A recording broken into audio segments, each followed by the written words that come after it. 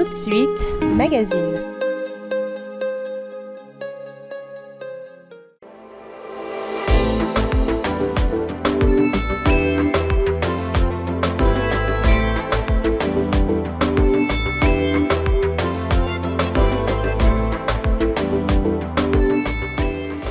Bienvenue dans ce magazine d'information mensuel. Au sommaire, la visite des établissements scolaires de Mayanga et de Mukondo par le ministre de l'enseignement préscolaire, primaire, secondaire et de l'alphabétisation, Jean-Luc Moutou. Nous allons également revivre les temps forts de la cérémonie de remise des matériels informatiques et audiovisuels à la première chaîne éducative du Congo, EAD TV.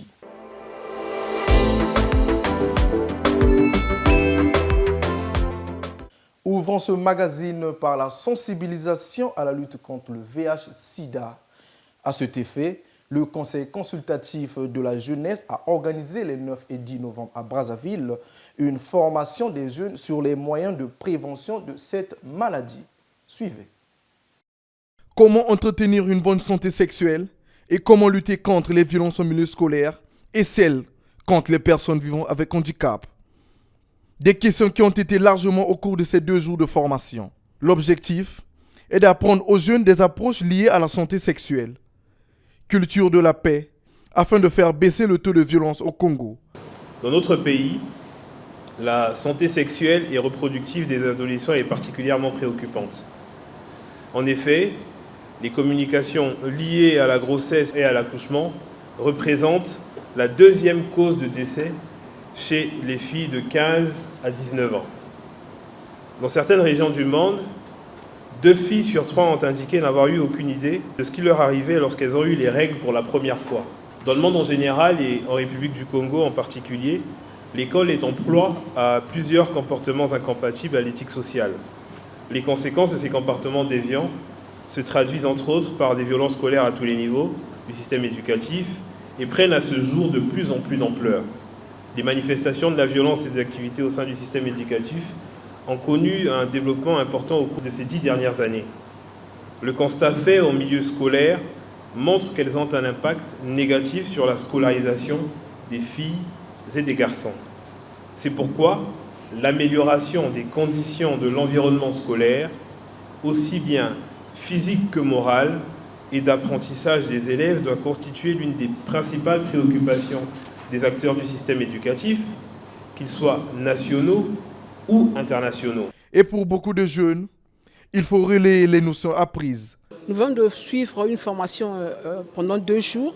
Nous avons appris comment sensibiliser sur le VIH-Sida, parce que c'est un domaine très sensible. Et nous avons aussi appris comment identifier les formes de violence. Parce que nous avons ce thème parlé de VBG, IST, et puis VIH-Sida. Donc de là, nous avons eu des informations, parce que qu'est-ce qui nous manque? Souvent, on n'est pas informé, mais nous avons au moins eu les informations nécessaires, nous avons eu des arguments, comment expliquer à la masse, surtout nous, au niveau de handicap, c'est un problème. Moi, je gère une structure qui se lutte sur les VBG faites femmes handicapées, et nous avons eu au moins des arguments nécessaires à pouvoir dire aux gens, à notre masse et surtout à la jeunesse, parce que ce sont des thèmes tabous dans nos familles. Souvent en famille, on parle moins de sexe. Et nous sommes appelés à être des points focaux, à être des sensibilisateurs dans les différents points en milieu, surtout au milieu scolaire. Parce qu'on s'est rendu compte qu'il y a la flambée des violences dans le milieu scolaire. Le milieu qui est appelé à éduquer devient un milieu déformatrice. Alors que la violence et la santé sexuelle sont des vraies préoccupations, ils sont nombreux ces jeunes qui sollicitent le renouvellement de ce type de formation. Une autre célébration, c'est celle du 25 novembre relative à la Journée internationale pour l'élimination de la violence à l'égard des femmes. Cette journée a donné lieu à une campagne de lutte contre les violences basées sur le genre, une initiative de l'association SOS Femmes du Congo. Love Bana signe ce reportage. L'association SOS Femmes Congo lutte contre la violence basée sur le genre. À l'issue de cette campagne, après le jeu de questions-réponses, les jeunes sont maintenant capables d'identifier le type de violence qui renvoie au genre. J'ai retenu qu'il y a plusieurs types de violences. Il y a des violences psychologiques, verbales, économiques, sexuelles. À ces femmes qui subissent aussi des violences en milieu scolaire, tu dois te mettre en évidence qu'il y a aussi une solution à cela. En cas de violence, on peut aller porter plainte. Pourtant, les inquiétudes sont bien réelles dans les milieux juvéniles. Éliminer ces violences, c'est l'objectif de l'association. Un plaidoyer qui vise à prévenir les violences auxquelles font face beaucoup de femmes. On veut un changement de comportement dans l'avenir. Donc, il faut travailler avec eux. Ce sont les futures mamans. Donc, s'il y a un changement de comportement maintenant, il y aura des répercussions pour briser le silence dont on parle tous les jours. Depuis quelques années déjà, que ces élèves sont en proie à de nombreuses violences. Avec la loi Mouebara, c'est un élément qu'on ne peut pas négliger dans la lutte, dans la prévention contre les violences, spécialement pour les femmes. L'association SOS Femmes Congo milite pour l'accompagnement éducatif et social des femmes. Cette organisation des jeunes féministes mise sur la prise de conscience de la femme pour éradiquer les violences qui minent la société congolaise. Dans ce même registre, le ministre en charge de l'enseignement général a reçu en audience le représentant résident du Fonds des Nations Unies pour la population au Congo. Jean-Luc Moutou et Victor Rakoto ont abordé les questions liées au phénomène des grossesses précoces en milieu scolaire. Retrouvons l'OFPANA. Ces échanges entre le ministre de l'Enseignement général et le représentant résident du Fonds des Nations Unies pour la population au Congo visent à renforcer la collaboration entre l'Agence du système des Nations Unies et le département de l'enseignement. L'objectif est de réduire les grossesses précoces en milieu scolaire, qui sont souvent citées parmi les causes de mortalité et d'abandon scolaire. Si les filles sont vraiment convaincues que le fait d'être enceinte précocement mettrait en danger leur vie et leur avenir, je ne pense pas qu'il y aurait de résistance de leur part. Et même leurs parents aussi ne vont pas vraiment avoir de résistance. Il ne s'agit pas seulement de charger ou de surcharger le programme scolaire, mais il s'agit vraiment pour nous de faire en sorte que ces jeunes filles puissent rester à l'école le plus longtemps possible et aussi éviter d'être enceintes précocement. Parce que, comme je le disais tout à l'heure, ça augmente beaucoup les risques de mourir pour eux. Et aussi, même si elles donnent naissance, tout en étant très jeune, il y aura aussi même des risques sanitaires pour l'enfant, pas seulement pour la jeune fille. Le Fonds des Nations Unies pour la population entend trouver des stratégies adaptées à l'environnement afin de sensibiliser la jeune fille à la prévention des grossesses précoces. L'humanité célèbre chaque 20 novembre l'adoption de la Convention relative aux droits des enfants. Pour cette 33e célébration, l'UNICEF a organisé un événement visant à protéger l'enfant contre toute forme de discrimination. Welcome Devolo signe ce reportage. La Convention des droits de l'enfant vise à lutter contre la discrimination à l'égard de l'enfant. Pour beaucoup ici, l'enfant doit jouir de tous ses droits et il mérite d'être protégé. Cette année 2022, l'UNICEF met l'accent sur la non-discrimination des enfants. Si le droit à l'égalité et à la non-discrimination pour tous les enfants est au cœur de la Convention sur le droit de l'enfant, il est malheureusement vrai que des millions d'enfants dans le monde demeurent victimes de discrimination et d'exclusion. Récemment, l'UNICEF a consulté plus de 407 000 jeunes originaires de 192 pays par les biais de la plateforme YouReport sur un sondage sur la discrimination. Près de 2 tiers de ces enfants ont déclaré être couramment exposés à la discrimination en milieu scolaire et au sein de leur communauté. Pour le coordonnateur du système des Nations Unies, il faut respecter le droit de l'enfant. Si nous ne reconnaissons pas les droits des enfants, on ne va pas faire assez pour les protéger. Le système des Nations Unies, sous le leadership de l'UNICEF, est là pour faire en sorte que ces droits des enfants, partout dans le monde, pas seulement au Congo, soient respectés et protégés.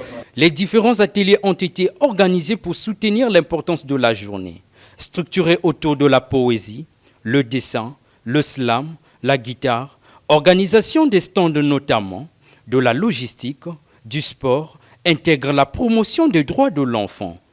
On s'occupe de toutes les commandes et de la logistique pour faire venir tous les produits nécessaires qui puissent répondre aux besoins essentiels des enfants pour garantir leur plein épanouissement.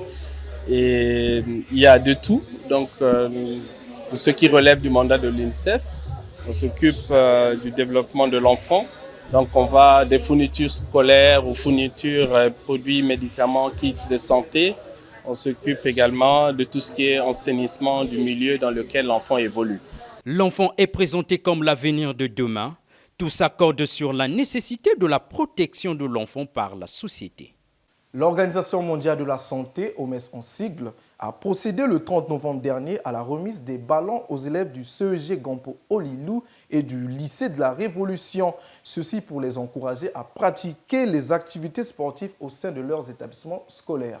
Retrouvons une fois de plus Welcome Devolo. La pratique du sport reste une des activités essentielles dans l'épanouissement de l'enfant. Pour l'Organisation mondiale de la santé, le sport contribue au bien-être de l'homme. C'est un grand plaisir d'être là et de vous remettre ces ballons qui bénéficieront, j'espère, à des centaines de jeunes dans Brazzaville. Et ensemble, nous allons continuer à nous battre pour que chacun d'entre vous se sente le mieux possible, car notre raison d'être, c'est votre bien-être. Et nous vous encourageons à faire du sport. Un avis partagé par la directrice de cabinet du ministre en charge de l'enseignement général. Régine Tikaya Oboa a promis une bonne gestion et répartition de ces ballons. Au nom de Monsieur le ministre de l'enseignement préscolaire, primaire, secondaire et de l'alphabétisation, je remercie l'OMS qui nous a honorés. Je rassure aussi Monsieur le représentant de l'OMS qu'il n'y a pas que Brazzaville qui sera servi, c'est tout l'intérieur du pays par ce don qui sera servi. Donc les 12 départements du Congo recevront leur quote-part. Tout s'accorde sur l'importance du sport de l'éveil des automatismes. Il est aussi le lien de la cohésion. Après la remise des kits sportifs, le centre médico-social du lycée de la Révolution a reçu un important lot de kits médicaux de l'Association des parents d'élèves et étudiants du Congo. C'était en présence de la directrice de cabinet du ministre de l'enseignement préscolaire, primaire, secondaire et de l'alphabétisation, Régine Tikaya Oboa. Regardez.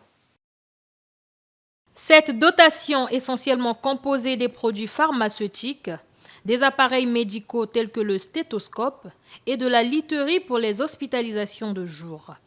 L'offre de l'Association des parents d'élèves renforce les capacités des soins dans ce centre médico-social du lycée de la Révolution.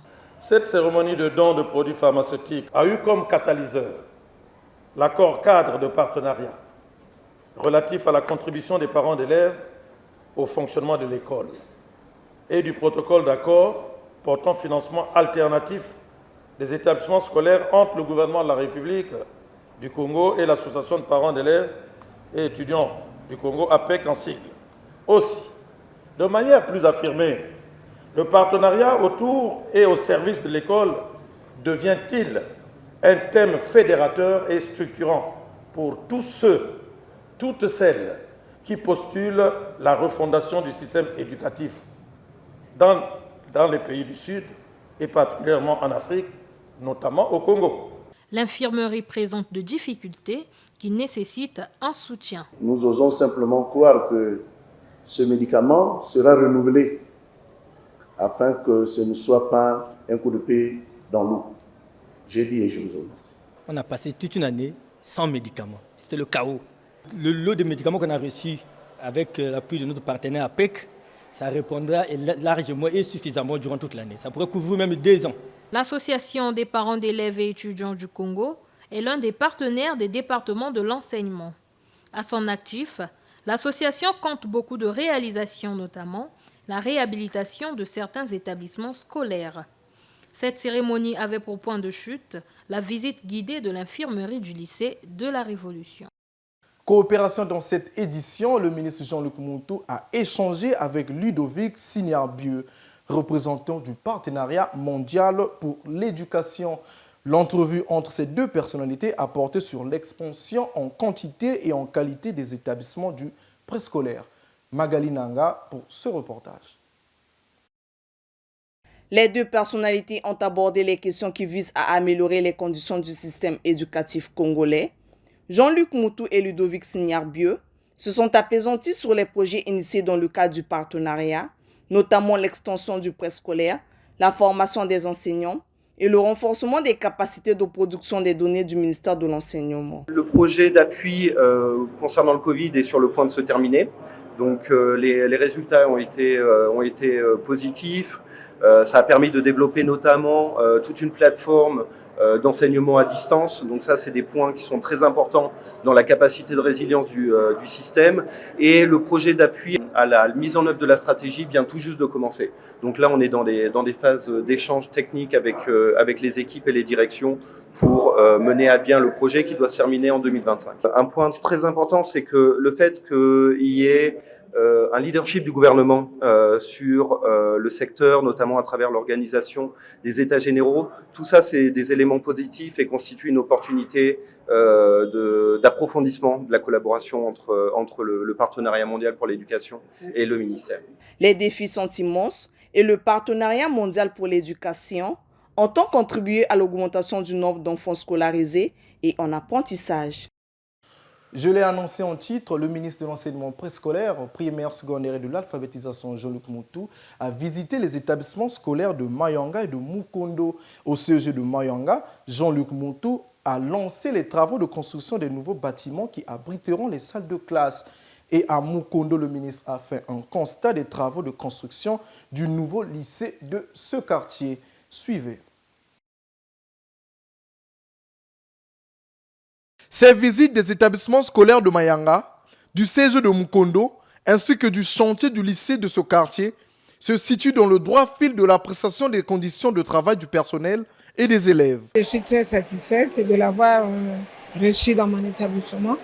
On a parlé de la réhabilitation de l'établissement parce qu'on avait des soucis, beaucoup de soucis. En tout cas, il n'a pas hésité dès que j'ai posé mes doléances. En tout cas, il est vite arrivé à l'établissement. Nous allons attendre. Il nous a promis qu'il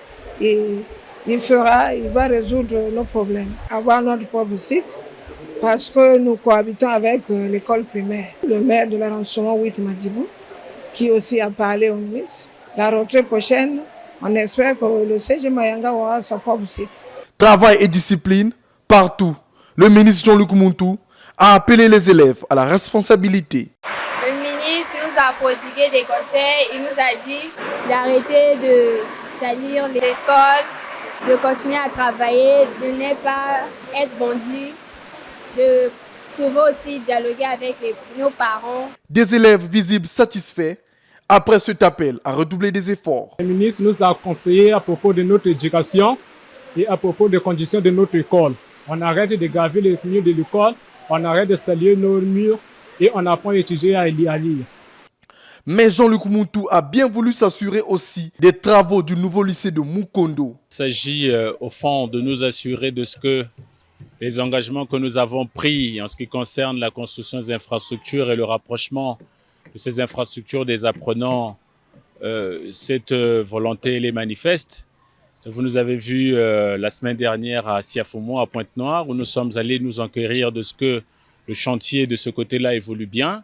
Et cet après-midi, nous avons décidé également au niveau de Brazzaville, le lycée de Mukondo, nous assurer l'effectivité des travaux d'exécution de ce lycée. Et tout ça augure de bons signes en ce qui concerne notre système éducatif et le maillage en infrastructure de qualité de notre territoire national. Ce défi nous a été rappelé il y a quelques jours par son Excellence Monsieur le Président de la République, abordant la question de l'éducation de nos enfants. Et tous ces propos tenus par le Président de la République nous sont revenus justement pour nous exhorter à davantage d'investissements et de descente sur le terrain. La construction nouvelle des infrastructures scolaires demeure un défi réel pour le gouvernement qui veut rapprocher l'école des élèves. Retour sur la cérémonie de remise des équipements informatiques et audiovisuels à la chaîne éducative du Congo, EAD-TV, un don de l'UNESCO et le partenariat mondial pour l'éducation au gouvernement congolais. Une cérémonie placée sous le patronage du ministre de l'enseignement préscolaire, primaire, secondaire et de l'alphabétisation, Jean-Luc Moutou. Magali Nanga pour ce reportage. Des caméras, des serveurs de diffusion, des ordinateurs fixes et portables, ces équipements et bien d'autres matériels audiovisuels viennent renforcer les prestations de la chaîne EAD TV. Cette dotation est le fruit du partenariat entre le gouvernement congolais, le Partenariat mondial pour l'éducation, l'UNESCO, l'UNICEF et la Banque mondiale. Ce dispositif national intégré d'enseignement à distance, dénommé École à domicile, propose gratuitement des parcours pédagogiques conçus pour un apprentissage hors de la classe habituelle, couvrant les cycles d'enseignement préscolaire, primaire et secondaire. C'est à travers cette coopération fructueuse avec le PME que les équipements qui font l'objet de la présente remise officielle ont été acquis pour renforcer les capacités de EAD-TV en vue d'assurer le bon fonctionnement et sa pérennisation. Le ministre Jean-Luc Moutou a exhorté les professionnels de cette chaîne à plus d'ardeur au travail. J'invite les responsables de EAD-TV ainsi que tous mes collaborateurs à mettre tout en œuvre pour assurer la pérennisation de cet important dispositif pédagogique au profit de la modernisation et du renforcement de la résilience de notre système éducatif face aux crises et aux catastrophes naturelles. D'une valeur de 77 millions de francs CFA, ce don en équipement audiovisuel est un apport essentiel pour EAD TV qui émet déjà sur TNT et envisage de faire son entrée dans le bouquet Canal+. Après cette cérémonie, le ministre Jean-Luc Moutou ainsi que les partenaires internationaux ont visité les locaux de la chaîne EAD TV. Une visite guidée qui vient après l'exhortation du ministre au personnel de la chaîne éducative. Benenad Ondayi pour ce reportage. EAD TV a été créé en 2020 pour remédier aux faiblesses du système éducatif frappé par les effets du Covid-19. Aujourd'hui, la première chaîne éducative congolaise dispose d'une grille de programmes pour ses différentes missions. La Web TV et radio éducative, école à domicile, dénommée EAD TV, est dotée d'un matériel de haute définition de marque Blackmagic, reconnu pour son efficacité. Ces professionnels de l'information et de la communication ont à la fois mission d'assurer la collecte des émissions éducatives, l'enregistrement et le montage des cours. Ceux-ci, diffusés sur EAD TV et mettant sur YouTube, Facebook, la plateforme éducation et école à domicile, sont désormais disponibles sur TNT fréquence 554. Mesdames et messieurs, la grille actuelle propose 24 heures sur 24 des émissions suivantes. Les cours à domicile, le cercle éducatif, la grande interview, l'usage des mots, l'hommage EAD TV News, le samedi de EAD TV, le journal de l'école diffusé à 19h30. Et après la cérémonie de remise des équipements, les différents partenaires ont visité les locaux de la chaîne EAD TV. Une structure composée de 2 studios de télévision, une radio et d'une salle de montage. Le personnel, lui, est chargé de collecter les informations portant sur l'éducation, d'assurer l'enregistrement, le montage et la diffusion des cours. C'était le magazine d'information mensuel, mesdames et messieurs. Merci de l'avoir suivi et bonne suite de programme sur la première chaîne éducative du Congo.